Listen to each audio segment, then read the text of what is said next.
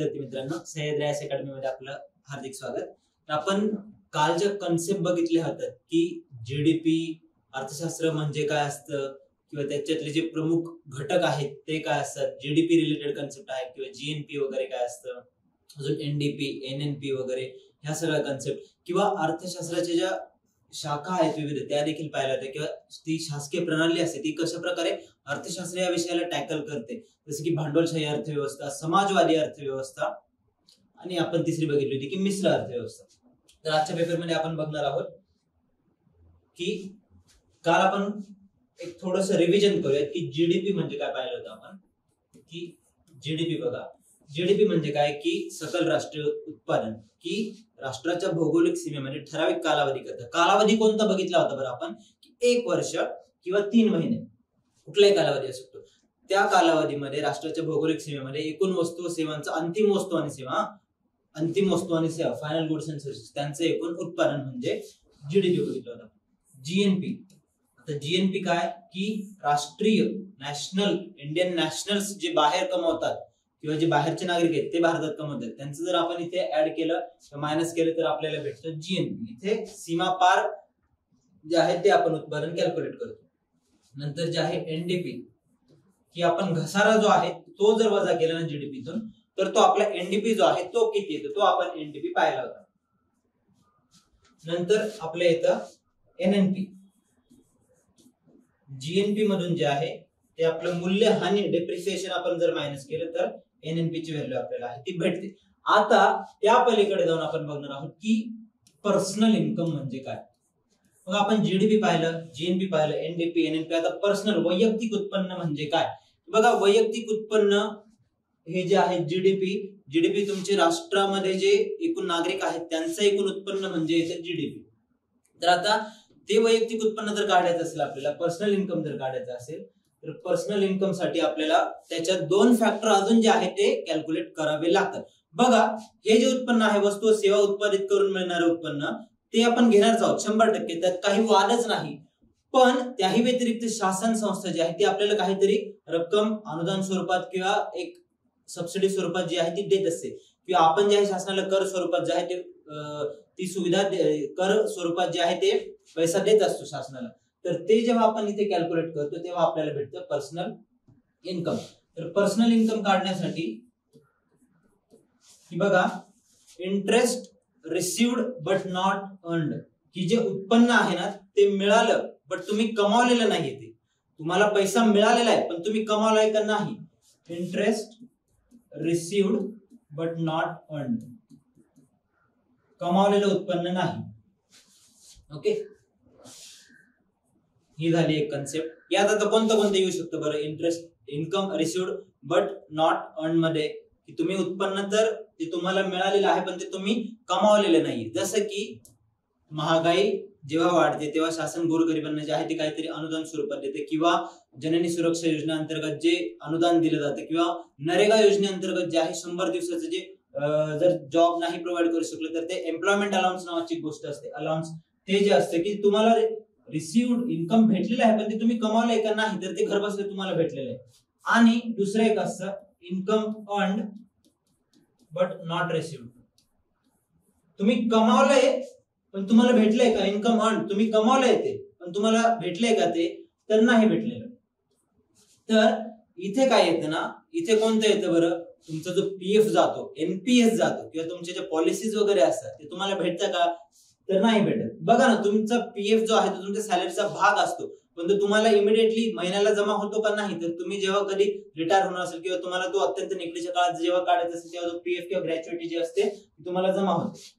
तर हे 2 फॅक्टर्स आहेत। तर पर्सनल इन्कम कॅल्क्युलेट करताना, तर पर्सनल इंटरेस्ट कॅल्क्युलेट करताना आपल्याला जे आहे तो हा जो फॅक्टर आहे की personal income is equal to GDP plus income received but not earned,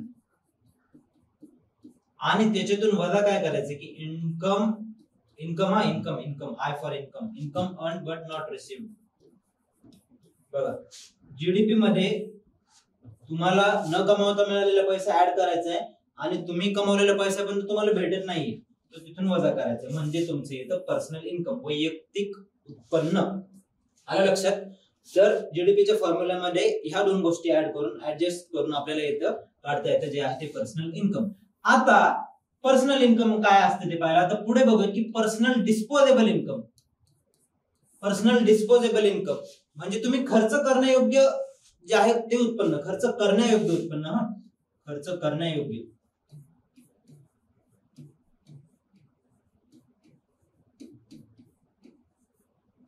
तर खर्च करण्यायोग्य उत्पन्न कोणतं असतं बरं तुमचं? तर पर्सनल इन्कम आपण काय आहे ते पाहिलं होतं. पर्सनल इन्कम त्याच्यातून तुम्ही काही सरकारला टॅक्स देतात, कर भरतात तुम्ही, प्रत्यक्ष कर. टॅक्स स्लॅब असतं ना आपल्याकडे, टॅक्स ब्रॅकेट, इतके उत्पन्नापर्यंत इतके टॅक्स लागतो तुम्हाला, तो टॅक्स देता. नंतर तुम्ही काही सेव्हिंगही करता, recurring deposits, fix deposits, mutual funds किंवा इतर अनेक प्रकारचे सेव्हिंग असतात त्या तुम्ही करता. जर आपण पर्सनल इन्कम मधून ह्या दोन गोष्टी काढून टाकल्या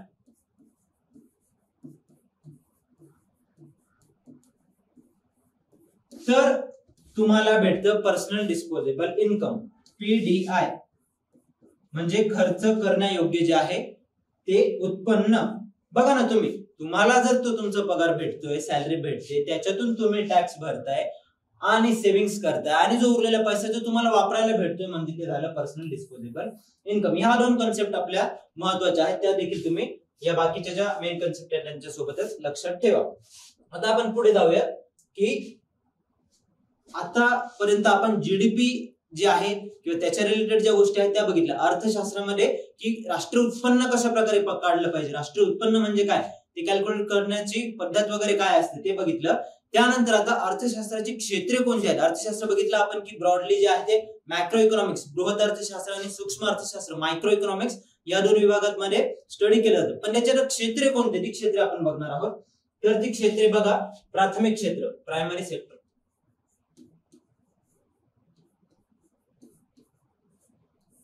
प्राथमिक क्षेत्र, प्रायमरी सेक्टर ह्यात कोणतं येतं बरं? तर प्रायमरी क्षेत्रामध्ये शेती व्यवसाय किंवा जंगल व्यवस्थापन, मासेमारी किंवा खाणकाम, खनिज कर्म, जे सगळे असे कच्च्या मालाचं उत्पादन करतात ते क्षेत्र म्हणजे तुमचं प्राथमिक क्षेत्र.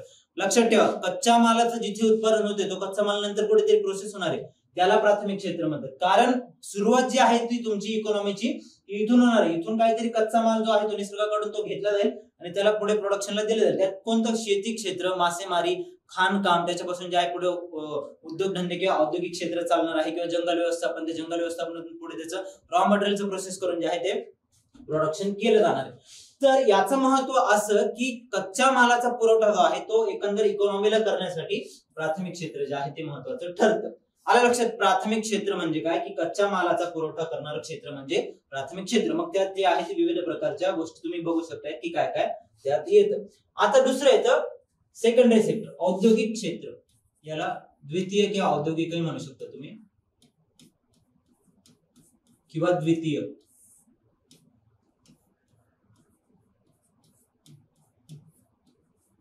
बघा इमेजवरून लक्षात येईलच की कच्चा माल जिथे प्रोसेस केला जातो त्यापासून जे आहे कन्झ्युमेबल आयटम्स जे आहे ते बनवले जातात. कारखानदारी क्षेत्र, जो कच्चा माल तुमचा लोह खनिज जे आलं होतं त्याच्यापासून स्टील बनवलं जातं, तर ते येते इथे सेकंडरी सेक्टर, द्वितीय क्षेत्रामध्ये येतं. कारखानदारी क्षेत्र जे आपण म्हणतो ना, मोठ्या मोठ्या कंपन्या असतात किंवा ऑटोमोबाईल सेक्टर, वाहन क्षेत्र किंवा मग मोठं कॅपिटल जे आपले कंझ्युमर ड्युरेबल जे आहे, छोट्या छोट्या गोष्टी बनवण्यासाठी हेवी मशिनरी ज्या लागतात ना, हेवी मशिनरी त्या सेकंडरी सेक्टर मध्ये येतात. कच्च्या मालाची आहे ती इथे प्रोसेस केली जाते. प्राथमिक क्षेत्र म्हणजे कच्च्या मालाचा पुरवठा करतं, द्वितीय क्षेत्र म्हणजे त्याला प्रोसेस करून जे आहे ते कॅपिटल गुड्स त्या ठिकाणी बनवतं. आता येतं तृतीय क्षेत्र. तृतीय क्षेत्र टर्शरी सेक्टर म्हणतो आपण याला, किंवा सेवा क्षेत्रही म्हटलं जातं. सेवा क्षेत्र, सेवा किंवा तृतीय क्षेत्र. तर ह्यात काय येतं बरं, शब्दावरून समजून घ्या की जे सेक्टर आहे टर्शरी सेक्टर की जे सेवा पुरवतात, सेवा कोणत्या असतात? शिक्षण, आरोग्य, दळणवळणाची साधनं, दूरसंचार, ते तुम्ही बघू शकता हॉस्पिटल, बँक, शॉप्स वगैरे जे आहे ते येतं तुमचं सेवा क्षेत्र.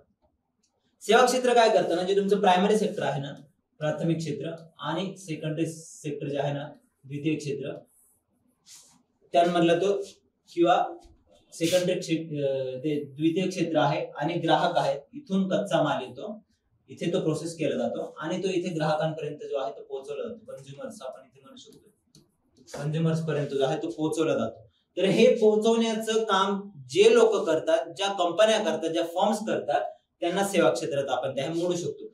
उत्पादक आणि उपभोगकर्ता यांना जोडणारा दुवा म्हणजे तुमचा आहे सेवा क्षेत्र. बघा ना, इथे बँकिंग क्षेत्र असू द्या किंवा जे आहे तुमचं दळणवळणाची साधनं असू द्या, त्या गाड्या फॅक्टरीमध्ये बनलेल्या आहेत द्वितीय क्षेत्रामध्ये, आणि ते दळणवळणाचं साधन ते जे आहे तुम्हाला ट्रान्सपोर्टेशनचं काम करतात, सेवा देत आहे, सेवा प्रदान करतायत तुम्हाला. असंच अनेक प्रकारचे जे आहे तिथं क्षेत्र येतात. तर याला म्हणतात तृतीय क्षेत्र.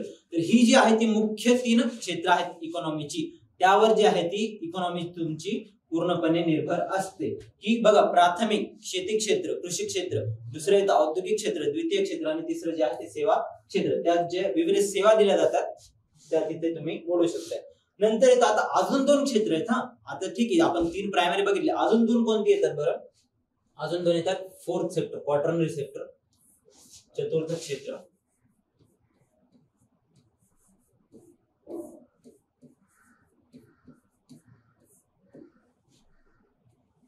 बघा, ह्या कन्सेप्ट ज्या आहे ना ते तुम्हाला आता का समजणं महत्वाचं आहे, कारण आपण जेव्हा ऍडव्हान्स लेवलला शिकू ना की सरकार कोणत्या उपाययोजना राबवतोय, मेक इन इंडियाचा इम्पॅक्ट कोणत्या क्षेत्रावर होणार आहे, किंवा आता AI इंडिया मिशन जे आणलेलं आहे त्याचं कोणत्या क्षेत्राशी घेणं देणं आहे, तर ते समजण्यासाठी जे आहे ना, गव्हर्नमेंट स्कीम समजण्यासाठी किंवा महागाई कमी करण्यासाठी गव्हर्नमेंटचा फोकस कोणत्या, किंवा रोजगार वाढवण्यासाठी, बेरोजगारी कमी करण्यासाठी शासनाने ज्या कोणत्या उपाययोजना राबवलेल्या आहेत आणि त्या कोणत्या क्षेत्राशी संबंधित आहेत, पुढच्या ज्या किचकट कन्सेप्ट आहे किंवा ऍडव्हान्स लेवलचे जे कन्सेप्ट आहे त्या समजण्यासाठी तुम्हाला बेसिक अंडरस्टँडिंग किंवा बेसिक नॉलेज इकॉनॉमीच्या सेक्टरचं असणं आवश्यक आहे. त्यामुळे आपण जे ते बघतोय.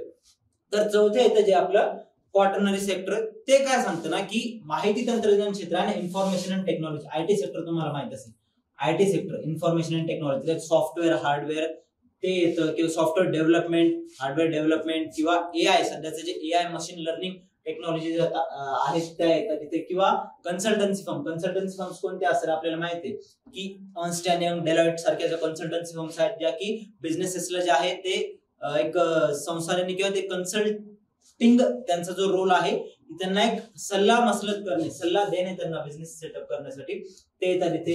किंवा मग तुम्हाला माहित असेल माहिती तंत्रज्ञान क्षेत्रामध्ये महाराष्ट्र शासनाची एक संस्था आहे MKCL, Maharashtra knowledge corporation limited, जे की MSCIT जो कोर्स आहे तो त्यांच्याकडून कंडक्ट केला जातो. तुम्ही तुमच्यापैकी बऱ्याच लोकांनी MSCIT दिली असेल किंवा ऐकलं असेल. तर हे जे क्षेत्र आहे माहिती तंत्रज्ञान क्षेत्र, तिथे ते चतुर्थ क्वार्टरनरी सेक्टर मध्ये मोडलं जातं. म्हणजे थोडक्यात की IT रिलेटेड जे आहेत त्या सगळ्या गोष्टी.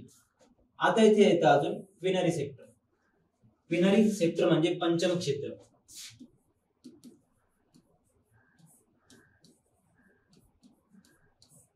पंचम क्षेत्रात इमेजवरून समजू शकता तुम्ही की धोरणकर्ते, पॉलिसी मेकर्स जे आहे ना ते पंचम क्षेत्रात येतात.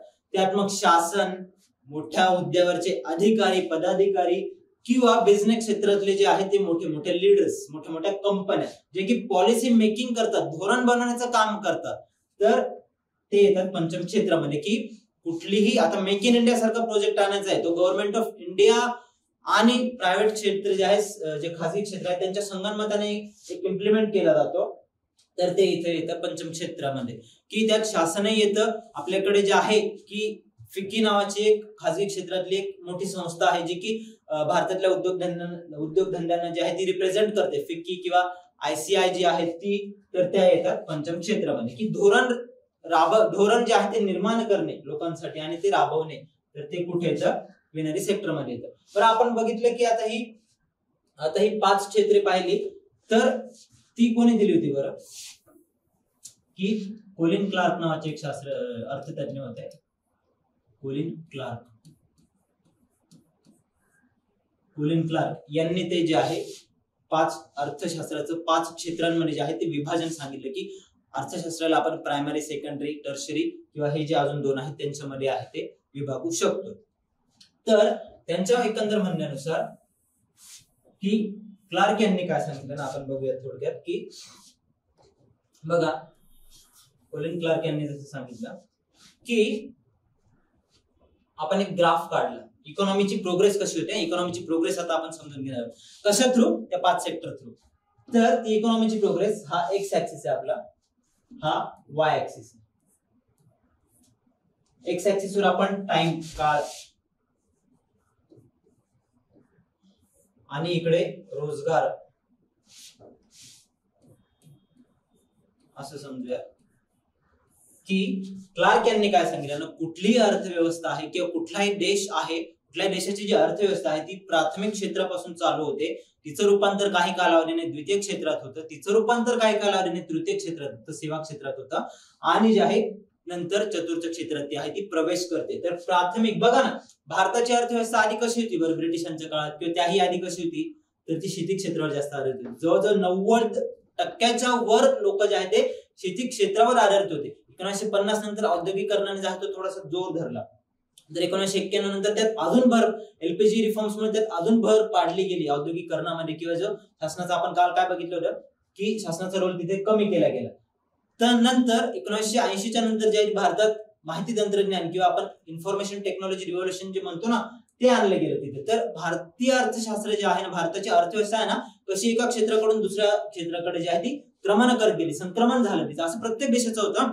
आता काही जे डेव्हलप्ड कंट्रीज आहेत, पाश्चात्य देश आहेत, त्यांच्यामध्ये ते संक्रमण लवकर झालंय की चायनाने त्याचा पेस जो आहे, त्याचा जो स्पीड आहे तो पकडला होता, पण भारताला त्या गोष्टी करण्यासाठी थोडासा वेळ लागला. तर क्लार्क यांच्या म्हणण्यानुसार कुठल्याही देशाची अर्थव्यवस्था आहे ना, की आपण वाय ऍक्सिसवर काय घेतला, रोजगार, एक्स वर घेतला आपण इकडे काळ. तर सुरुवात कुठल्याही देशाच्या अर्थव्यवस्थेची कृषी क्षेत्रापासून होते. तर इथे मॅक्सिमम रोजगार असतो, मॅक्सिमम रोजगार, तर तो काळानुरूप सुरुवातीच्या काळात मॅक्सिमम लेवलला जो आहे तो रोजगार असतो. काळानुरूप जो आहे रोजगार कृषी क्षेत्रावरचा, कृषी क्षेत्र आपण आता इथे समजूया. कृषी क्षेत्र काळानुसार जसं जसं पुढे जातं, देशाची अर्थव्यवस्था जशी जशी डेव्हलप होते, तसं कृषी क्षेत्रावरचं अवलंबित्व जे आहे ते कमी होत जातं. बघा, कृषी क्षेत्रावर आपल्या देशातले जवळजवळ 90% लोक अवलंबून होते. तर आता त्यांचं प्रमाण किती गेलेलं आहे? नीती आयोगाच्या म्हणण्यानुसार ते प्रमाण आता एक 42% आसपास आहे. नीती आयोगाचा एक 3 वर्षापूर्वी रिपोर्ट आला होता, तिथे त्यांनी सांगितलेलं होतं की 42% आसपास जे आहे ते आता गेलेलं आहे. ते अजूनही भविष्यात कमी होण्याचे चान्सेस आहेत. बघा, हे झालं तुमचं कृषी क्षेत्र किंवा प्राथमिक क्षेत्र. आता द्वितीय क्षेत्र घेऊयात आपण, औद्योगिक क्षेत्र. बघा, हे औद्योगिक क्षेत्र किंवा सेकंडरी सेक्टर आपण याला म्हणू, हे प्रायमरी झालं. औद्योगिक क्षेत्र बघा, जसं जसं देशाची अर्थव्यवस्था पुढे सरकते ना काळानुरूप, तसं रोजगाराचं प्रमाण देखील त्या क्षेत्रातलं वाढतंय. औद्योगिकरणामुळे जो आहे तो रोजगार वाढतोय, लोकांना रोजगार भेटतोय. तुम्ही पाहिलं असेल तुमच्या आजूबाजूला एखादी एमआयडीसी असेल, त्या एमआयडीसी मध्ये एखादी कंपनी जर आली तर त्या कंपनीमुळे अनेक छोट्या छोट्या त्याला सप्लायर्स येतात, व्हेंडर्स येतात. तर त्या मोठ्या कंपनीमुळे इथे चाकण एमआयडीसी एक घ्या, चाकण एमआयडीसी मध्ये मोठ्या मोठ्या कंपन्या आहेत, महिंद्रा सारखी एक मोठी कंपनी इथे, पिंपरी चिंचवड मध्ये टाटा मोटर्स सारखी एक कंपनी. तर त्यांच्यामुळे इतर छोट्या कंपन्यांचं किती आहे तिथे सेटअप झालेलं आहे, आणि त्यांच्यामुळे रोजगाराचं प्रमाण बघा ना, आज पिंपरी चिंचवडला किंवा चाकण एरिया तो जो आहे त्याला इंडस्ट्रियल हब म्हटलं जातं. का म्हटलं जातं? कारण त्यात रोजगार देण्याची क्षमता जी आहे ती काळानुरूप खूप जास्त असते.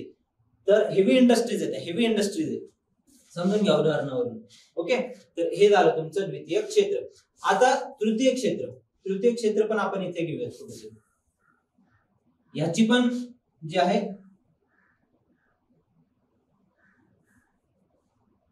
तृतीय क्षेत्र, तर तृतीय क्षेत्र जे आहे ना, ह्या क्षेत्राची पण रोजगार वाढवण्याची क्षमता जी आहे ती तेवढीच औद्योगिक क्षेत्रापेक्षा इव्हन जास्त आहे. आयटी सेक्टर बघितलं असेल तुम्ही, आयटी बूम जी आली ना, की इंजिनियर्स प्रोड्यूस झाले आपल्याकडे, त्यातून जे सेवा क्षेत्र किंवा इन्फॉर्मेशन टेक्नॉलॉजी क्षेत्र जे आलं ना, त्यानेही रोजगार आपल्याकडे बँगलोर, पुणे इथलं जे आपलं हिंजेवाडी किंवा खराडी आयटी पार्क आहेत ते, किंवा नोएडा, हैदराबाद सारख्या सिटीज ज्या आहेत त्या डेव्हलप झाल्या तिथे आयटी क्षेत्रामध्ये. सेवा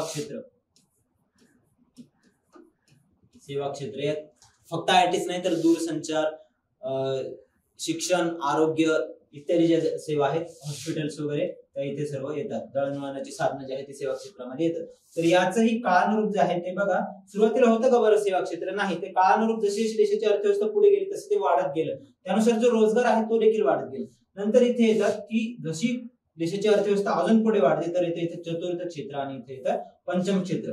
भारताची अर्थव्यवस्था आपण म्हणू शकतो का बरं की इथे जे आहे ते इन्फॉर्मेशन टेक्नॉलॉजी आपण इथे चतुर्थ क्षेत्रात घेऊया, फोर्थ याच्यात घेऊया, आणि इकडे जे येतं क्विनरी सेक्टर पंचम क्षेत्र, इथे सेवा क्षेत्र झालं, इथे इन्फॉर्मेशन टेक्नॉलॉजी ते जे येतं फोर्थ सेक्टर मध्ये येतं.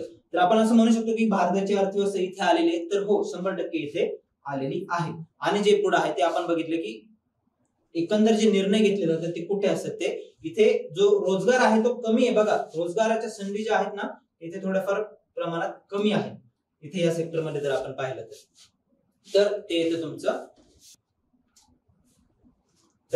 तुमचं, तिथे चतुर्थ आणि पंचम क्षेत्र. तर हा जो ग्राफ आहे तो कोलिन क्लार्क यांनी त्या ठिकाणी दिला होता.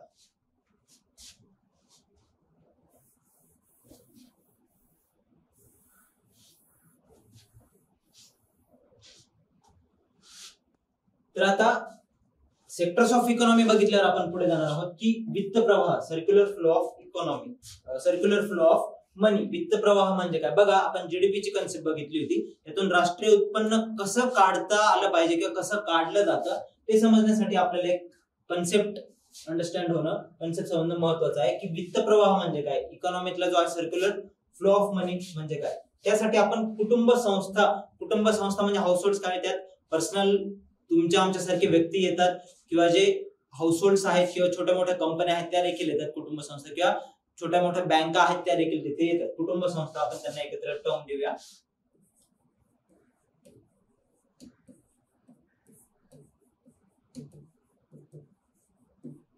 कुटुंब संस्था. नंतर आपण इकडे दुसरं एक टर्म पकडूया की उद्योग संस्था.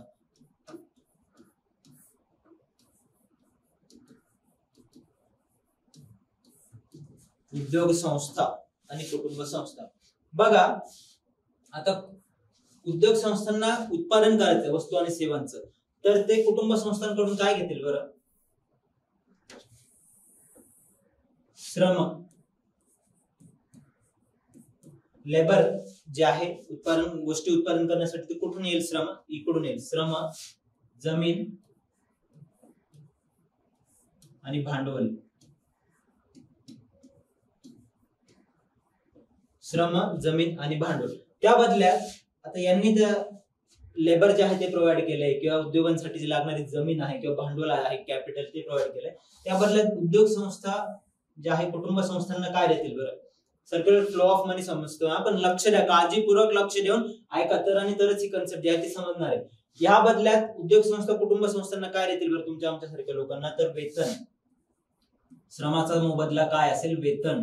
जमिनीचा मोबदला काय असेल? भाडे, त्या जमिनीचं जे आहे भाडं ते. भांडवलाचा मोबदला काय असेल? नफा. ओके, किंवा त्यांनी भांडवल याचा अर्थ कॅपिटल तिथे जर कर्ज घेतला असेल तर व्याजही होऊ शकतं, व्याजही देऊ शकतात. लक्षात की ट्रान्सफर कसं होतंय बघा की गिव्ह अँड टेक येते. आम्ही तुम्हाला वस्तू व सेवा उत्पादन करण्यासाठी आमचं जे आहे बहुमूल्य योगदान देतोय, त्या बदल्यात उद्योग संस्था जे आहे त्यांना वेतन, भाडे, नफा आणि व्याज या स्वरूपात परतफेड करताय. आता वस्तू यांनी या फ्लो मध्ये, या सायकल मध्ये वस्तू आणि सेवांचे जे आहे ते उत्पादन झाले, 100% झाले, काहीच प्रॉब्लेम नाही. तर आता इथे खरेदी कोण करणार बरं? तुम्ही आम्हीच करणार ना. आपणच जर काम केलेलं आहे, खरेदी करणार दुसरं कोणी आहे का? आपणच करणार आहे. आपल्यासारखे व्यक्ती जे आहेत त्या किंवा इतर ज्या उद्योग संस्था आहेत त्या दुसऱ्यांकडून जे आहे ते खरेदी करणार वस्तू व सेवा.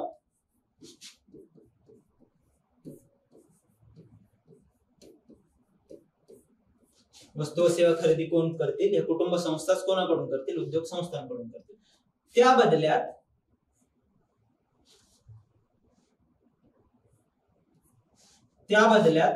कुटुंब संस्था उद्योग संस्थांना काय देईल बरं? वस्तू व सेवांवरील खर्च. फुकटात तर नाही ना देणार ते आपल्याला, तर आपल्याला काय करायचं तिथे?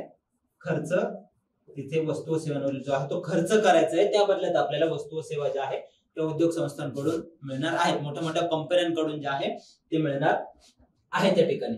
तर हा एक झाला बेसिक सर्क्युलर फ्लो ऑफ मनी, की गोष्टी बघा इथून तिकडे जात आहेत, तिकडून इकडे येत आहेत, परत फेड होते, वस्तू व सेवा घेतोय आपण, त्या बदल्यात त्याचा जो आहे तो खर्च देखील देतोय.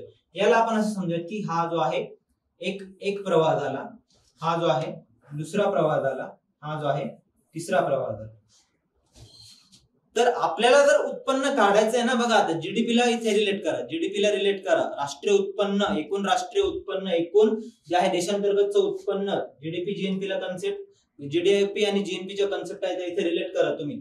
उत्पन्न काढण्यासाठी आपल्याला या हे जे 3 मार्ग आहे त्यांचं कॅल्क्युलेशन करावं लागेल. एक तर आपल्याला खर्च किती, एकूण जे वस्तू व सेवा आहे त्यांचं उत्पादन किती झालं ते आपल्याला बघावं लागेल, किंवा उद्योग संस्थांनी जे फॅक्टर्स ऑफ प्रोडक्शन आहे ना, फॅक्टर्स ऑफ प्रोडक्शन म्हणजे काय की उत्पादन करणारे जे फॅक्टर्स आहे ते त्यांना एकूण जे आहे ते त्यांचं उत्पन्न किती दिलं गेलं त्यांना, आणि तिसरं कोणतं येतं आपल्याकडे की तो खर्च किती झाला. तर ह्या 3 वेज थ्रू जे आहे ते आपण नॅशनल इन्कम, राष्ट्रीय उत्पन्न आहे ते काढू शकतोय. बघा एक बेसिक इथे क्लोज्ड इकॉनॉमी आपण कन्सिडर केली, एक बेसिक 2च गोष्टी कन्सिडर केल्यात आपण, एक कुटुंब संस्था आणि एक ज्या त्या उद्योग संस्था, त्यांच्याकडून वस्तू व सेवांचं आदान प्रदान कसं होतंय, श्रम, जमीन, भांडवल यांचं, आणि त्या बदल्यात जे वेतन, भाडे, नफा, व्याज त्यांचं आदान प्रदान कसं होते, वस्तू व सेवा उत्पादित झाल्यावर त्यांचं जे आहे ती खरेदी विक्री कशा प्रकारात होते.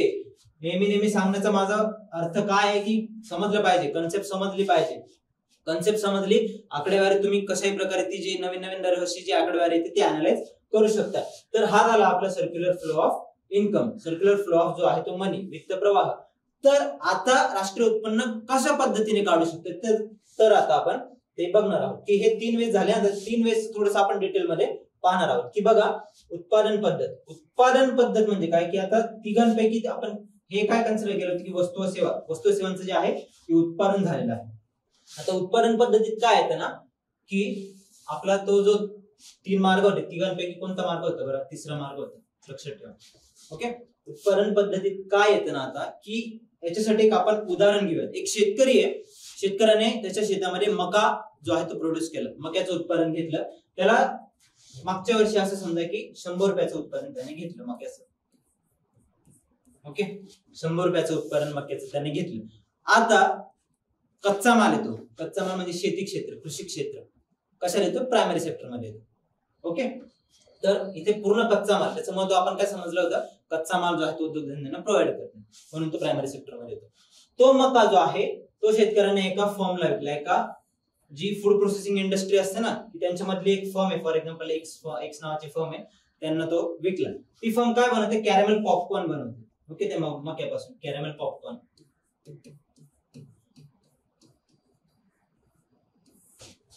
तर जो शेतकरी आहे त्याने असं समजत आपण की 50 रुपयांचा जो आहे तो मका या फर्मला कॅरमेल पॉपकॉर्न बनवण्यासाठी विकला. 50 रुपयाचा जो आहे तो स्वतःच्या कन्झम्पशन साठी, स्वतःच्या फॅमिलीच्या कन्झम्पशन साठी जो आहे तो तिथे राखीव ठेवला. आलं लक्षात, निम्मा विकला, निम्मा स्वतःच्या कन्झम्पशन साठी ठेवला. आता ही कंपनी काय करेल ना, ही जी फर्म आहे ती काय करेल, कॅरमेल पॉपकॉर्न त्यांना बनवायचे आहे, त्या 50 रुपयाचा जो कच्चा माल आहे मका त्याच्यापासून ते बनवायचे आहे. तर त्यांनी त्याचा वापर करून प्रोसेसिंग केलं, सेकंडरी सेक्टर येतं इथं, लक्षात ठेवा गोष्टी कशा रिलेट होतात, सेकंडरी सेक्टर. तर त्यांनी 50 रुपयाच्या ज्या कच्च्या मालातून असं समजा की 200 रुपयाचं जे आहे ते उत्पादन घेतलं, 200 रुपयाचे कॅरमेल पॉपकॉर्न जे आहेत ते त्यांनी बनवले. ओके, तर ते कॅरमेल पॉपकॉर्न आता इथे 200च झालं. आता एकूण अर्थव्यवस्थेतलं उत्पादन किती झालं बरं, आपण फक्त एक इंडिव्हिज्युअल इकॉनॉमिक एजंट्स बघतोय. मायक्रो इकॉनॉमिक्स मध्ये आपण काय बघितलं, सूक्ष्म अर्थशास्त्रात, की इंडिव्हिज्युअल इकॉनॉमिक एजंट्स कसे एकमेकांची बिहेव करतात, आर्थिक क्रियाकलाप कसे करतात एकमेकांची. तर इथे एकूण उत्पादन किती झालं, 200. अंतिम वस्तू आहे काही, हो अंतिम वस्तू आहे. जीडीपीची डेफिनेशन लक्षात ठेवा, जीडीपीची डेफिनेशन काय सांगते की अंतिम वस्तू व सेवांचे जे आहे ते राष्ट्र एका कालावधीमधले जे आहे ते उत्पादन होय. ही 200 रुपयाचं इथे झालं अंतिम उत्पादन. आता याने शेतकऱ्यांनी कितीचं केलं प्रोडक्शन किंवा उत्पादन केलं होतं बरं, टोटल अंतिम उत्पादन कितीचं केलं होतं, 100चं केलं होतं. तर तुम्ही म्हणू शकता का टोटल ही जी छोटीशी आपली इकॉनॉमी आहे, एक शेतकरी आणि एक फर्म, ही जी आपण एक छोटी इकॉनॉमी कन्सिडर केली, यांचं टोटल जे उत्पादन आहे ते 300 रुपयाचं असं म्हणू शकता, किंवा या इकॉनॉमीचा जीडीपी 300 रुपये असं म्हणू शकता का, नाही. का नाही म्हणू शकत, कारण इथे काल काय बघितलं होतं आपण, जीडीपीच्या डेफिनेशन मध्ये फक्त आणि फक्त अंतिम वस्तूच घेतल्या जातात.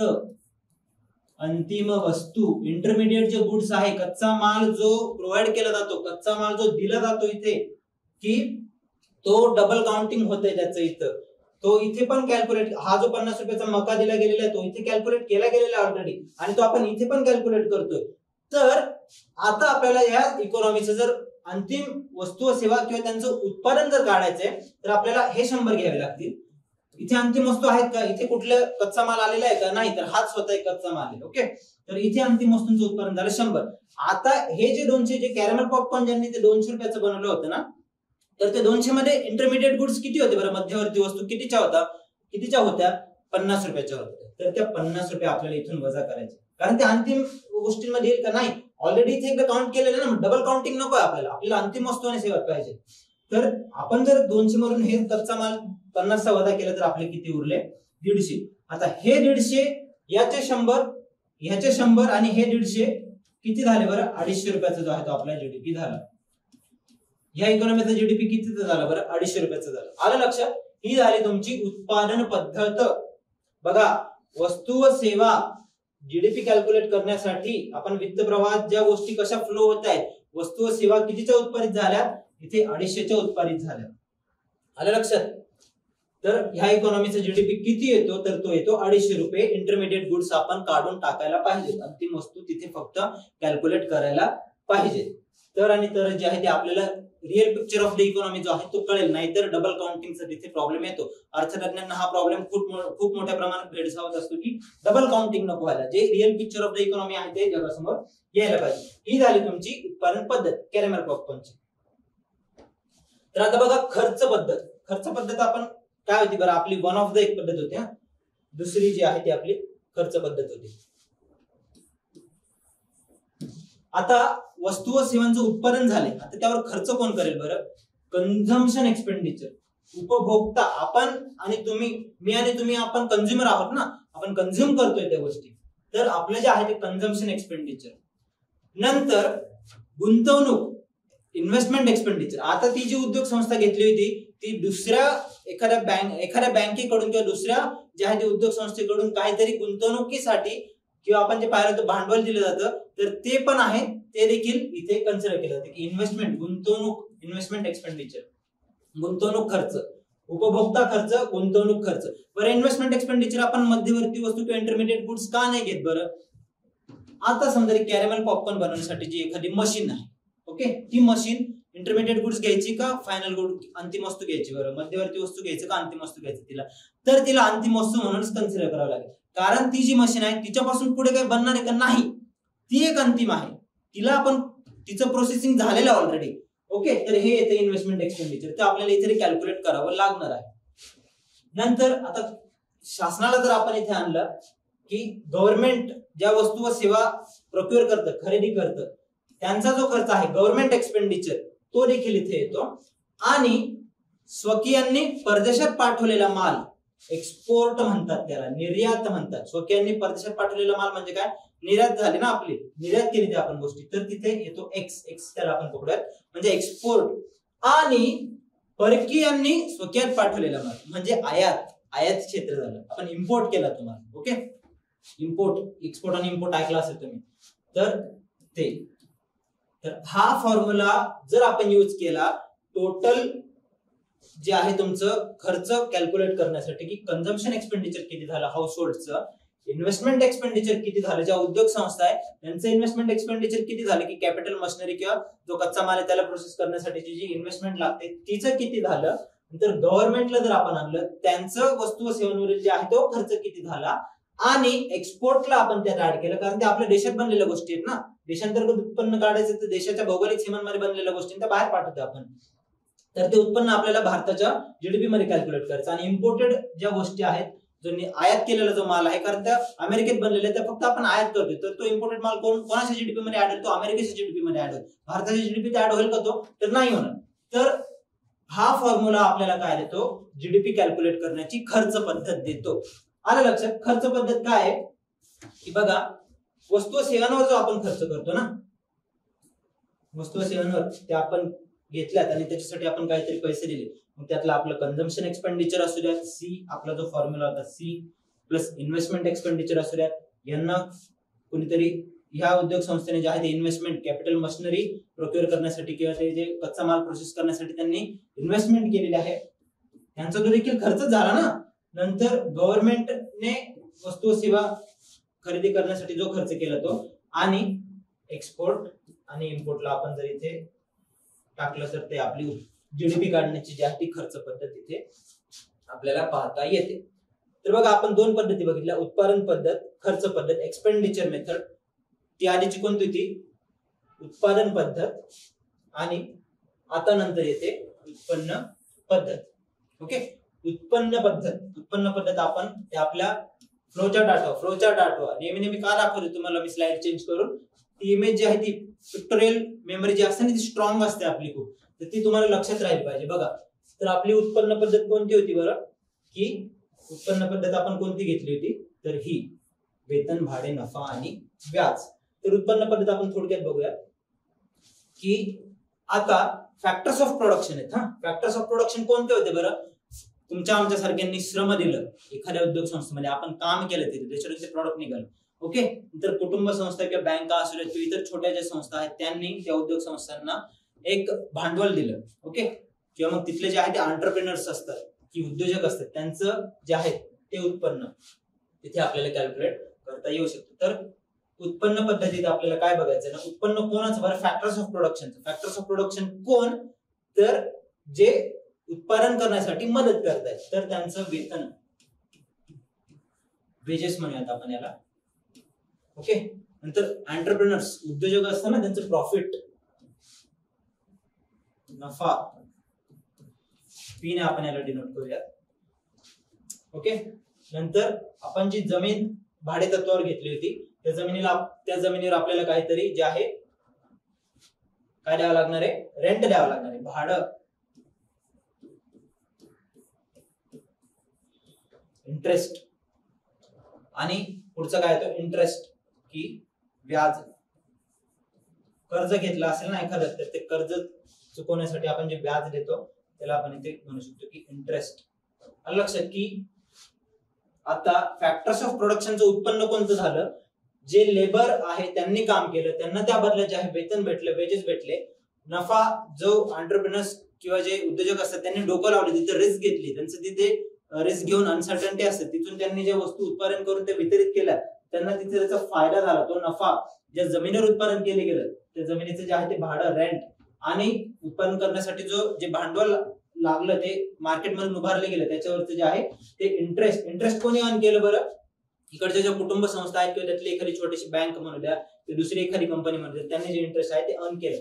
तर या फॅक्टर्स ऑफ प्रोडक्शन जे आहे यांचं जर आपण एकंदर कॅल्क्युलेशन केलं तर आपल्याला काय आढळतं ना की जीडीपी म्हणजे काय आपला? की wedges plus profits plus rent plus interest. बघा, ही झाली आपली जीडीपी काढण्याची तिसरी पद्धत. कोणती? उत्पन्न पद्धत किंवा इन्कम मेथड. आलं लक्षात तुमच्या? तीन पद्धती बघितल्या. कोणत्या एकदा मेमोराइज करा, एकदा सांगा, परत त्या स्वतःला विचारा कोणत्या तीन पद्धती आहेत. की उत्पादन पद्धत, प्रॉडक्ट मेथड, वस्तू व सेवा. नंतर दुसरी जी आहे ती खर्च पद्धत, त्या वस्तू व सेवा खरेदी करण्यासाठी उपभोक्ता किंवा शासन असू द्या, एक्सपोर्ट इम्पोर्ट असू द्या, त्यातून जे इन्व्हेस्टमेंट एक्सपेंडिचर आहे ती एक पद्धत बघितली आपण. सर्क्युलर फ्लो ऑफ मनी जो आहे त्याला रिमेंबर करा. आणि तिसरी येते तुमची फॅक्टर्स ऑफ प्रोडक्शनचं उत्पन्न किती आहे. तर ह्या गोष्टी, हे जे तीन वेज आहेत ते तुम्हाला जीडीपी कॅल्क्युलेट करण्यासाठी जे आहे ते मदत करतात त्या ठिकाणी. नंतर आता आपण असं बघूयात की इथे जी क्लोज्ड इकॉनॉमी बघितली होती ना आपण, कुटुंब संस्था आणि उद्योग संस्थांमधली क्लोज्ड इकॉनॉमी पाहिली की गोष्टींची देवाणघेवाण किंवा परतफेड कशी होते ती. तर त्या क्लोज्ड इकॉनॉमी मध्ये जो खर्च आहे तो इन्कमच्या बरोबरच आहे ना, बरोबर, की ज्या किमतीला वस्तू व सेवा खरेदी केल्या गेल्या त्याच किमतीला त्या प्रोड्यूस पण केल्या गेलेल्या आहेत. ओके, किंवा ज्या किमतीला श्रम, भांडवल किंवा जे गुंतवणूक केली गेलेली आहे तेच वेजेस आणि प्रॉफिट, रेंट किंवा इंटरेस्ट या प्रमाणात दिले गेलेले, तर ते एकमेकांना इक्वलाइज करतात, ते बॅलन्स करतात.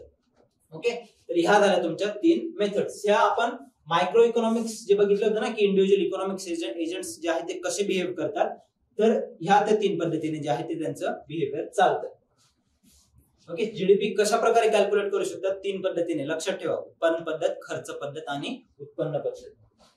नंतर आपण आता असं बघूयात की थोडस बृहत अर्थशास्त्रीय परिमाण जर घेतलं ना आपण, की मॅक्रो इकॉनॉमिक्स कडे थोडस वळलो ना, की जो वित्तीय प्रवाह आहे ना आपला, वित्तीय फ्लो, सर्क्युलर फ्लो ऑफ मनी, तिथे जर आपण शासनाला आणलं तर बघा गंमत कशा प्रकारे होईल. आता शासनाला जर आणलं ना आपण की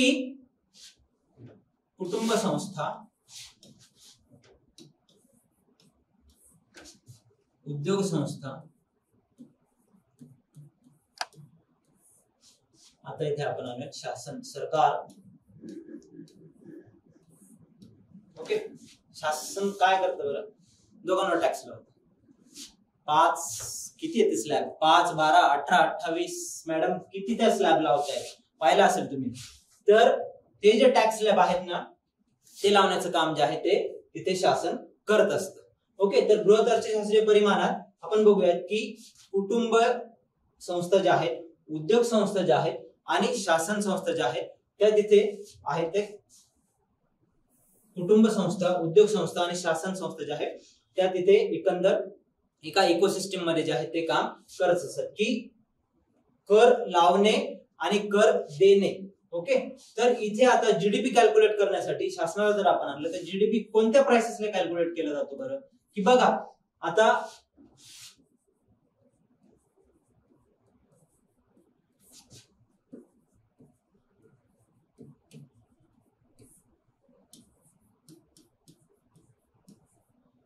आता आधी इथे फक्त एक क्लोज्ड इकॉनॉमी होती. इथे शासन होतं का? नव्हतं. टॅक्सेस लावत होते का? तर नव्हते.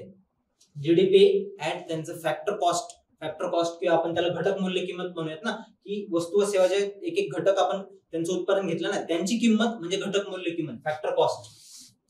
तर त्या किमतीला जे आहे ते वस्तू व सेवांची खरेदी विक्री होत होती फॅक्टर कॉस्टला. ओके, तर आता इथे शासन आल्यामुळे यांनी आहे ना कर लावला, यांच्यावर एक कर लावला, यांच्यावर एक कर लावला. ओके, आता कर लावल्यामुळे काय झालं ना की इथे फॅक्टर कॉस्ट जी आहे त्याच्यात ऍडिशन झालेली आहे. फॅक्टर कॉस्ट मध्ये कसली ऍडिशन झाली आहे बरं? तर प्रोडक्शन टॅक्सेस असतात. तर टॅक्सेस कोणत्या प्रकारचे असतात? प्रोडक्शन टॅक्सेस, उत्पादन शुल्क आणि प्रोडक्ट टॅक्सेस. उत्पादन शुल्क म्हणजे एकेका वस्तूवर लावला जाणारा कर, प्रोडक्ट टॅक्सेस. बघा आता जीडीपी आपण जो फॅक्टर कॉस्टला काढला होता, ज्या वस्तू व सेवा क्लोज्ड इकॉनॉमी मध्ये फिरत होत्या त्यांच्यावर जो खर्च केला जात होता तो आपण म्हणूया की फॅक्टर कॉस्टला होता. तो जीडीपी ऍट फॅक्टर कॉस्ट, घटक मूल्य किमतीवर आधारित जीडीपी.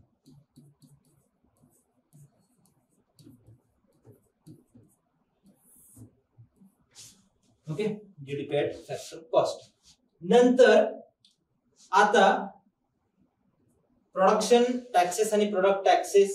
की प्रोडक्शन टॅक्सेस म्हणजे काय? की उत्पादन प्रक्रियेवर लावला जाणारा कर. त्यात कोणतं येतं? Land revenue. ओके, जमिनीवर दिला जाणारा महसूल तो येतो. नंतर स्टॅम्प ड्युटी, रजिस्ट्रेशन फी. बघा ना, तुम्हाला जर एखादी फॅक्टरी टाकायची आहे एमआयडीसी मध्ये तर शासनाला तुम्हाला स्टॅम्प ड्युटी द्यावी लागते. लँड रिव्हेन्यू आहे तो द्यावा लागतो. इतरही ज्या अनेक लाईट बिल असू द्यात किंवा पाणीपट्टी वगैरे त्या ज्या गोष्टी आहेत ते टॅक्स आहेत ते तुम्ही प्रोडक्शन करा अथवा नका करू ते तुम्हाला कंपल्सरी द्यावंच लागतं. आणि दुसरा कोणता टॅक्स आहे तिथे येतं? Product taxes. म्हणजे की एक एक प्रोडक्ट तुम्ही एका गोष्टीवर लागणारा जो टॅक्स आहे, इनडायरेक्ट टॅक्स. आपण कॅरमेल पॉपकॉर्नवर कसं बघितलं की टॅक्स आता या रिसेंटली इश्यू झाला होता की त्याच्यावर जो टॅक्स लावला गेला, तर एकेका प्रोडक्टवर लावला जाणार जो आहे तो टॅक्स. तर हे जर आपण फॅक्टर कॉस्ट मध्ये ऍड केले ना तर आपल्याला जो आहे तो जीडीपी ऍट मार्केट प्राइस भेटतो. जीडीपी ऍट मार्केट प्राइस, बाजार किमतीवर आधारित जो आहे तो जीडीपी. तुम्ही एखादी गोष्ट जर मार्केटमध्ये खरेदी करायला गेले, एमआरपी वर काय असतं? Inclusive of all taxes. Okay, मग त्यात 5, 12, 18, 28 ज्या स्लॅब मध्ये ती गोष्ट बसत असेल तो टॅक्स लावला जातो त्याच्यावर. प्रोडक्शन टॅक्सेस ऑलरेडी उत्पादन प्रक्रियेत शासनाने घेतलेले असतात फर्म्स कडून किंवा कंपन्यांकडून. आणि आपण इथे जे आहे ते प्रोडक्ट टॅक्सेस जे आहेत ते देखील तिथे देत असतो. बघा, जीडीपी ऍट फॅक्टर कॉस्ट मध्ये जर आपण इनडायरेक्ट टॅक्सेस जे ऍड केले ना, इनडायरेक्ट टॅक्सेस, अप्रत्यक्ष कर म्हणते याला. ओके, हे जर ऍड केले तर आपल्याला काय भेटतं? GDP at market price. GDP at market price भेटतो. आता तिसरा एक कंपोनेंट येतो, बेसिक प्राइस, मूळ किंमत. GDP at basic price.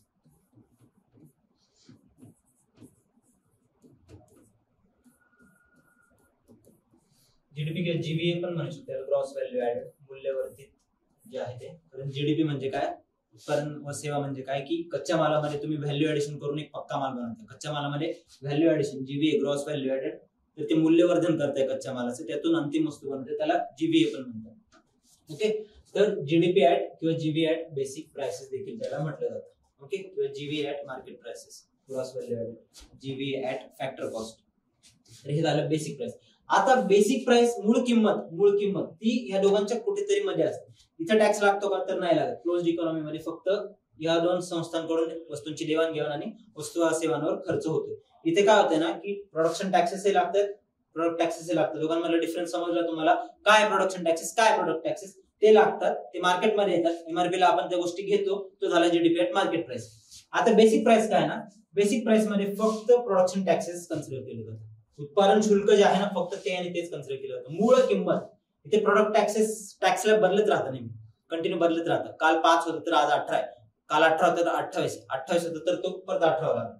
हे बदलत असतं. त्याची मूळ किंमत व्हॅरी होते ऍज पर प्रोडक्ट टॅक्सेस.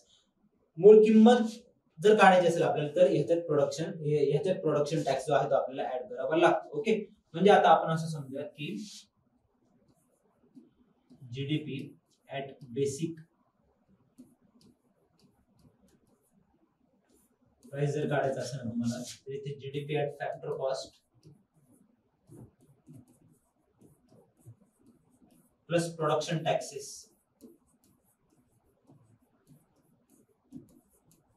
ते इथे ऍड करावे लागतील. ओके, नंतर जीडीपी ऍट मार्केट प्राइस जर कॅल्क्युलेट करायचं असेल तर हे दोन्ही टॅक्सेस जे आहेत इथे ऍड करावे लागतील. बेसिक प्राइस या दोघांचे जे आहे ती मध्ये.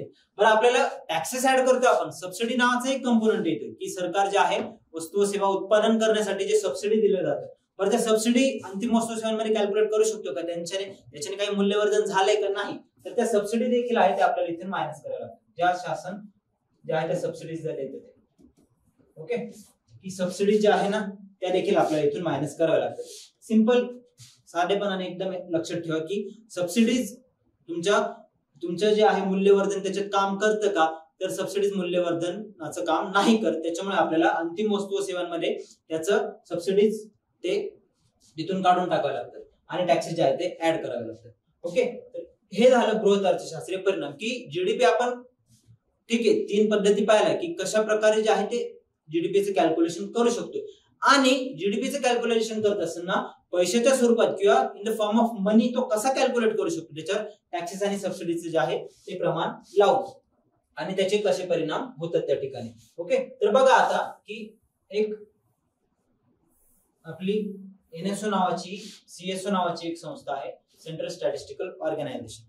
ओके, तिचं आता सीएसओ प्लस एनएसएसओ एक होती, त्यांचं दोघांचं एक कॉम्बिनेशन करून एनएसए नॅशनल स्टॅटिस्टिकल ऑफिस एक संस्था जी आहे ती उभारली गेली. ओके, तर सीएसओ ने 2015च्या आधी जीडीपी जो आहे तो आपला कसा कॅल्क्युलेट केला जात होता, बरं GDP at factor cost. Okay, असा कॅल्क्युलेट या पद्धतीने जो आहे तो कॅल्क्युलेट केला जातो जीडीपी ऍट फॅक्टर कॉस्ट. म्हणजे फक्त फॅक्टर्स ऑफ प्रोडक्शन जे आहे ना, उत्पादन व वस्तू व सेवा उत्पादन करण्यासाठी जे फॅक्टर्स असतात ना त्यांचं फक्त तिथे जे आहे ते इन्कम तिथे कॅल्क्युलेट केलं जातं. जीडीपी ऍट फॅक्टर कॉस्ट या आधारावर जो आहे तो जीडीपी कॅल्क्युलेट केला जातो 2015च्या आधी. आता 2015 नंतर सीएसओ ने चेंजेस आणले त्यात. ते आता हा जीडीपी किंवा जीवी at basic prices plus GDP at market prices या दोन पद्धतीने तो आता कॅल्क्युलेट केला जातो 2015 नंतर. 2015 आधी कसं कॅल्क्युलेट केलं जायचं फक्त फॅक्टर कॉस्टला, तर 2015 नंतर कसा कॅल्क्युलेट केला जातोय या दोन पद्धतीने कॅल्क्युलेट केला जातो. ओके, या दोन पद्धतीने की बेसिक प्राइसेसला मूळ किमतीला आणि बाजार किमतीला जो आहे तो कॅल्क्युलेट केला जातो. कारण का, त्याच्या मागचं कारण काय आहे तर ती की इन्फ्लेशन किंवा रिअल जीडीपी जो आहे ना त्याचं चांगल्या प्रकारे आपल्याला अंदाज घेण्यासाठी की दोघांमध्ये कंपॅरिझन करता येऊ शकते. ओके, तर हे झाले आपले जीडीपी कॅल्क्युलेट करण्याचे 3 पद्धती. आपण कोणते बघितले होते 3 पद्धती की खर्च पद्धत, उत्पादन पद्धत आणि उत्पन्न पद्धत. आणि थोडंसं त्यात शासनाला जर आणलं ना आपण मॅक्रो इकॉनॉमिक लेवलला जर बघितलं थोडंसं, त्याच्यात फक्त वस्तू आणि सेवा उत्पादन करून थांबतो का, नाही, त्यांची खरेदी विक्री करताना आपल्याला जे सबसिडीज दिलेले असतात त्या तिथून काढायला लागतात आणि टॅक्सेस जे आहेत ते तिथे कुठेतरी ऍड करावे लागतात. ओके, तर या तिघांमधला जो आहे तो डिफरन्स येतो बृहत अर्थशास्त्रीय परिमाणामध्ये. बघा आता आपण काल काल रिअल आणि नॉमिनल जीडीपी बघितले होते. आता जीडीपी डिफ्लेटर बघा. आता ही कन्सेप्ट आपण कालही घेऊ शकलो असतो, पण आज का घेतो ना की बघा रिव्हिजन होणे आणि गोष्टी पुन्हा पुन्हा मेमराइज होणे हे महत्वाचं आहे. की आता जीडीपी डिफ्लेटर घेताना आपल्याला परत एकदा रिवाइज करावं लागणार. नॉमिनल जीडीपी म्हणजे काय आणि रिअल जीडीपी म्हणजे काय. ओके, नाममात्र दोघांमधला डिफरन्स आपण काल काय पाहिला होता की महागाई चलन फुगवटा तो जर त्या ठिकाणी असेल तर तो नॉमिनल जीडीपी आपल्याला दाखवतो, आणि चलन फुगवट्याचा इम्पॅक्ट जो होणारा परिणाम आहे तो जर आपण चालू वर्षाच्या वस्तू सेवांच्या किमतीमधून चलन फुगवटा जर काढून टाकला तर तो आपल्याला एकूण झालेलं खरं उत्पन्न जे आहे ते दाखवतो. ओके, तर जीडीपी डिफ्लेटर नावाची कन्सेप्ट आहे.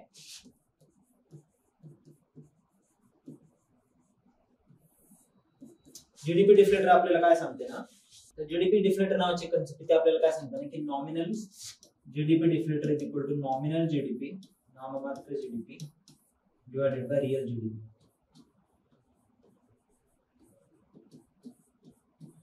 ओके, नॉमिनल डिवाइडेड बाय म्हणजे चालू आर्थिक वर्षातील किमतींवर काढलेला जीडीपी तो कोणत्या पद्धतीने काढतो आपण, जीडीपी ऍट मार्केट प्राइसेस आणि GDP at basic prices. Okay, nominal GDP आणि दुसरा येतो त्याला डिवाइडेड बाय रियल जीडीपी, म्हणजे त्याला मागच्या वर्षीच्या प्राइसेसच्या कंपॅरिझन मध्ये जो आहे तो जर कॅल्क्युलेट केला तर आपल्याला रियल जीडीपी भेटतो.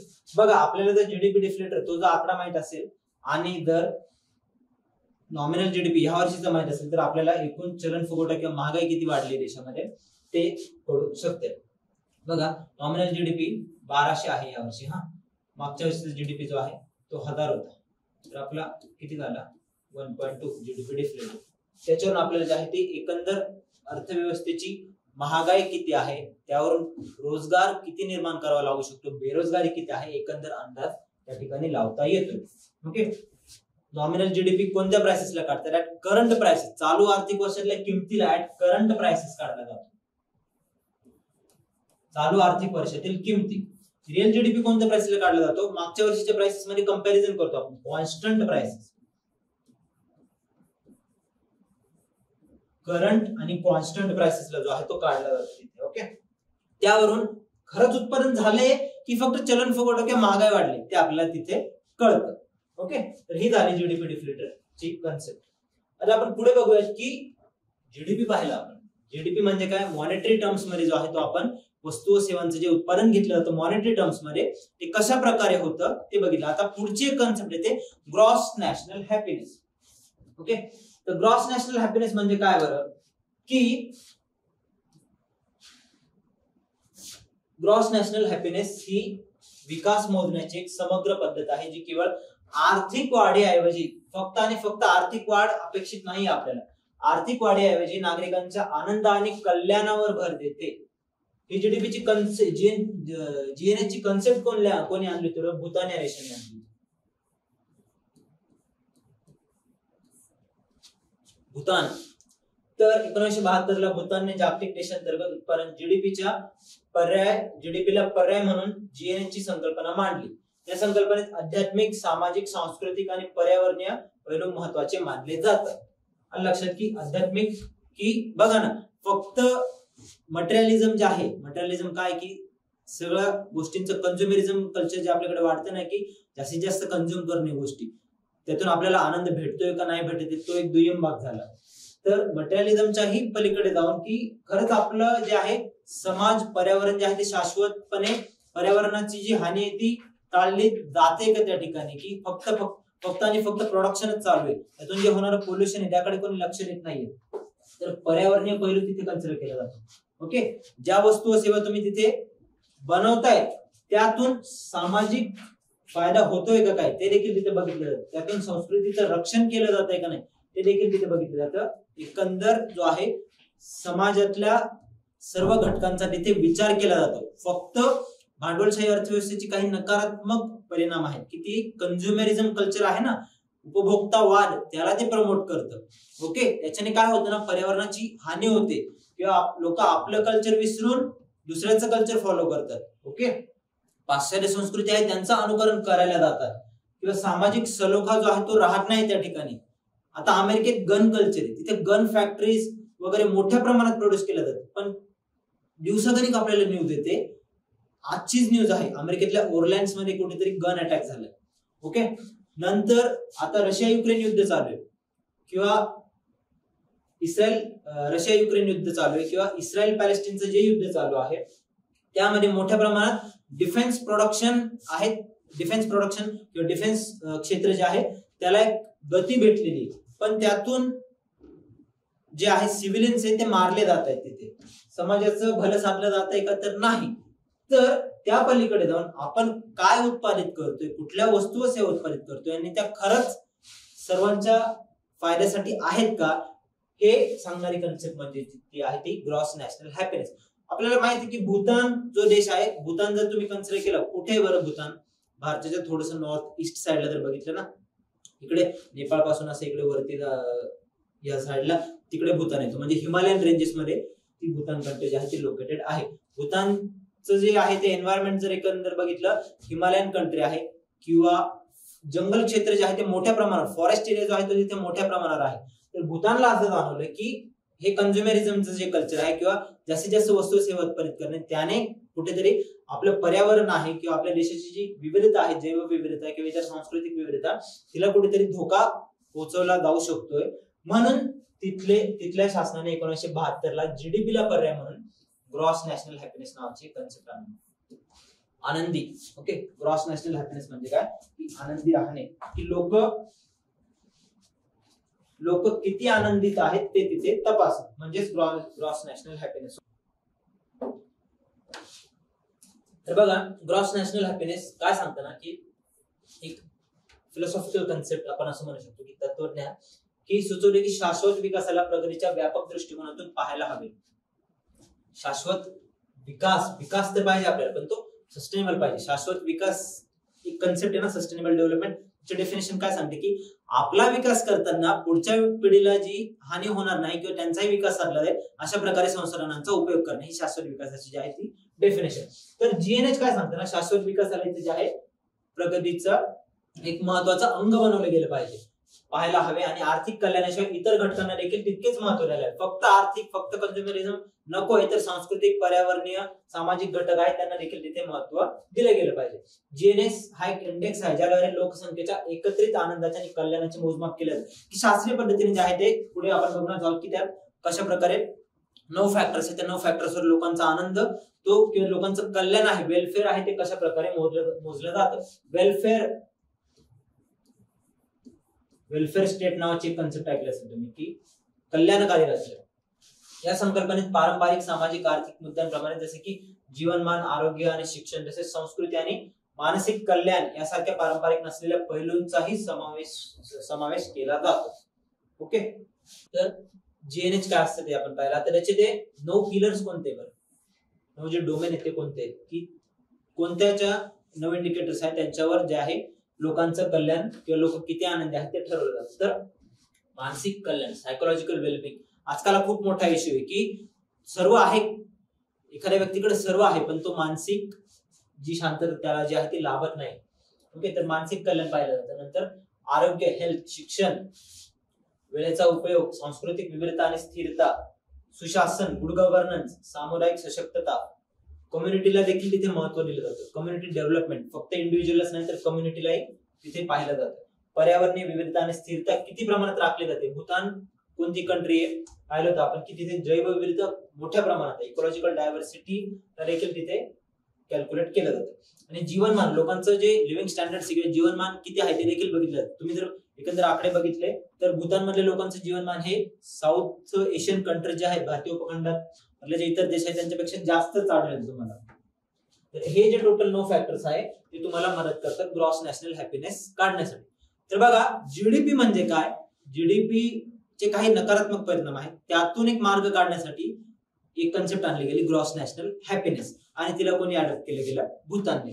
तर तुम्हाला जर प्रश्न आला की मेन्स मध्ये असू द्या किंवा प्रीलाही असू द्या, समजा मुख्य परीक्षेमध्ये जर असा प्रश्न आला की जीडीपीचे नकारात्मक परिणाम जे आहेत ते टाळण्यासाठी आपण कुठल्या कुठल्या उपाययोजना राबवल्या गेल्या पाहिजेत, आपल्याकडे पॅरिस अग्रीमेंट झाली, त्याचे सस्टेनेबल डेव्हलपमेंट आहे, तर तुम्ही सांगू शकता की प्रत्येक राष्ट्राने थोड्याफार प्रमाणात का ना, पूर्ण तर नाही प्रत्येक राष्ट्र अडॉप्ट करू शकत त्याच्या आर्थिक कुवतीनुसार, पण थोड्याफार प्रमाणात का ना जीएनएस ला, ग्रॉस नॅशनल हॅपीनेसला जे आहे ते महत्व तिथे दिलं गेलं पाहिजे.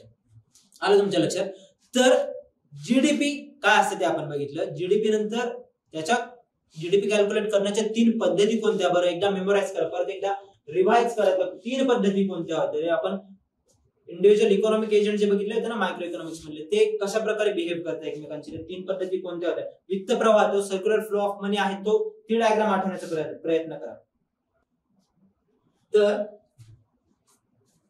कोणत्या 3 पद्धती होत्या? उत्पादन पद्धत, प्रॉडक्ट मेथड, ते आपण व्हॅल्यू ऍडिशन करतोय, ग्रॉस व्हॅल्यू ऍडेड, मूल्यवर्धन करतोय कच्च्या मालाचं. कच्चा माल म्हणजे कोणत्या क्षेत्राशी संबंधित? प्राथमिक क्षेत्राशी संबंधित, तो झाला कच्चा माल. तर ती झाली उत्पादन पद्धत, की एकूण वस्तूंचं उत्पादन किती झालंय ते आपण कॅल्क्युलेट केलं, तर तिथे आपल्याला भेटतो जीडीपी. दुसरी कोणती पद्धत होती? खर्च पद्धत, एक्सपेंडिचर मेथड. एक्सपेंडिचर मेथड मध्ये काय होतं की वस्तू सेवांवरील खर्च किती झालाय. लक्षात, तो खर्च जर आपण टोटल कॅल्क्युलेट केला तर तो खर्च कोणता असतो? कंझ्युमर एक्सपेंडिचर, उपभोक्ता खर्च, किती आपण त्या गोष्टीवर खर्च केलाय. नंतर इन्व्हेस्टमेंट एक्सपेंडिचर, गुंतवणूक खर्च, शासनाने ज्या गोष्टी प्रोक्युअर केल्या त्याच्यावरचा खर्च, आणि एक्सपोर्ट इम्पोर्ट, ती झाली आपली दुसरी खर्च पद्धत. तिसरी कोणती होती बरं? उत्पन्न पद्धत. उत्पन्न पद्धतीत फॅक्टर्स ऑफ प्रोडक्शन जे आहे त्यांचे इन्कम किती आहे बरं. फॅक्टर्स ऑफ प्रोडक्शन कोण? तर मजूर, लेबर जे आपण देतोय ते, किंवा एंटरप्रेनर्स, किंवा मग ती जमीन ज्याने दिले त्याचं भाडे तत्वावर दिले ते, किंवा वित्तीय संस्था जे आहेत त्यांनी भांडवल स्वरूपात जे आहे ते कर्ज दिलं, त्यांचं उत्पन्न काय आहे बरं? की वेतन, नफा एंटरप्रेनर्सचा, किंवा जमिनीवर दिलं जाणारं भाडं, किंवा जे कर्ज स्वरूपात घेतले गेले त्याच्यावरचं दिलं गेलेलं व्याज, ह्या सर्व ज्या 4 संस्था आहेत त्यांनी कमावलेलं एकूण उत्पन्न, ते म्हणजे तुमचं येतं उत्पन्न पद्धतीमध्ये काढला गेलेला जीडीपी. आता थोडस आपण त्यात बृहत मॅक्रो लेवलला गेलो, मॅक्रो लेवलला, तर तिथे शासन किंवा सरकार जे आहे, शासन प्रणाली, त्या गोष्टीला जर आपण इंट्रोड्यूस केलं तिथे, तर शासनाचं काम काय असतं ना, की कर लावणे, कर घेणे, कर वसूल करणे. तर कर लावल्यावर काय होतं ना, की तिथे प्रोडक्शन टॅक्सेस, प्रॉडक्ट टॅक्सेस बघितले होते. जीडीपी आपण वस्तू सेवा यांच्या किमतींच्या आधारावर कसा काढू शकतो, तर आपण 3 प्रकारे बघितलं होतं. जीडीपी एट फॅक्टर कॉस्ट, कर लागतात का नाही, एकूण ज्या वस्तू सेवा उत्पादित झाल्या होत्या त्यांचं जे आहे ठराविक मूल्य ते तिथे कन्सिडर केलं जातं. आता जीडीपी एट मार्केट प्राइसेस बघितलं होतं आपण, तिथे प्रोडक्शन टॅक्सेस लागतात, प्रोडक्ट टॅक्सेस लागतात. प्रोडक्शन टॅक्सेस म्हणजे काय, प्रोडक्ट टॅक्सेस म्हणजे काय, यांच्यातला डिफरन्स हे आपण बघितलं. तो झाल्यानंतर तिसरी एक संकल्पना आपण पाहिली दोघांच्या मध्ये, जीव्हीएट किंवा जीडीपी एट बेसिक प्राइसेस. तर बेसिक प्राइसेस मध्ये काय होतं, फक्त प्रोडक्शन टॅक्सेस, उत्पादन शुल्क आहे तेच फक्त तिथे कॅल्क्युलेट केलं, तेच फक्त कन्सिडर केलं जातं. प्रोडक्ट टॅक्सेस तिथे म्हणजे ज्या वस्तू सेवांवरील जो उत्पादन शुल्क आहे ते तिथे कन्सिडर केलं जात नाही. तर GDP at factor cost, at basic prices आणि ऍट मार्केट प्राइसेस जे आहे ते आपण बघितलं होतं. नंतर जे आहे आपण पाहिलं की जीडीपी डिफ्लेटर म्हणजे काय, आणि आता ग्रॉस नॅशनल हॅपीनेस आहे त्याचं जे संकल्पना आहे ती समजून घेतली. बघा, गोष्टी रिवाइज करा. इकॉनॉमीच्या कन्सेप्ट आहे, समजायला जेवढं त्या क्लिष्ट असू शकतात तेवढ्या सोप्याही आहेत. जर तुम्ही त्या सोप्या करून घेतल्या, तर सोप्या समजून घेतल्या, तर इकॉनॉमीचं कसं आहे ना, इकॉनॉमीचं एक नाण्यासारखं आहे. नाण्याला कशा 2 बाजू असतात, तर नाण्यासारखं काहीतरी वाढतंय याचा अर्थ काहीतरी कमी होते. महागाई वाढते, महागाई जर वाढली तर शासनाला काहीतरी निर्णय घ्यावे लागतात. मॉनिटरी पॉलिसीला जे आहे ते काहीतरी तिथे निर्णय घ्यावे लागतात, की रेपो रेट जो आहे तो आपल्याला वाढवावा लागेल किंवा कमी अधिक करावा लागेल. म्हणजे कॉज अँड इफेक्ट येते, कॉज अँड इफेक्ट आहे. ओके, एखादी गोष्ट जर समजा घडली तर त्याचे परिणाम कसे होऊ शकतात, त्याचे इफेक्ट काय असू शकतात, आणि त्याच्यावर ते रिव्हर्स करण्यासाठी शासन प्रणाली जी आहे ती कुठले निर्णय घेते, ते कॉज अँड इफेक्टचा अभ्यास करणे म्हणजे इकॉनॉमीचा अभ्यास करणे होय. तर हे झालं आपलं जीडीपी रिलेटेड ज्या संकल्पना आहेत त्या. एकदा मेमोराइज करा, एकदा रिवाइज करा, आणि त्याच्यावरती जे आहे ते प्रश्न सोडवण्याचा प्रयत्न करा. तुम्हाला कुठल्याही प्रकारचा डाऊट असेल, काही अजून ह्या रिलेटेड गोष्टी समजून घ्यायच्या असेल, किंवा कुठले अजून कन्सेप्ट जर समजून घ्यायचे असेल, तर कमेंट मध्ये तुम्ही ते सांगू शकता. थँक्यू.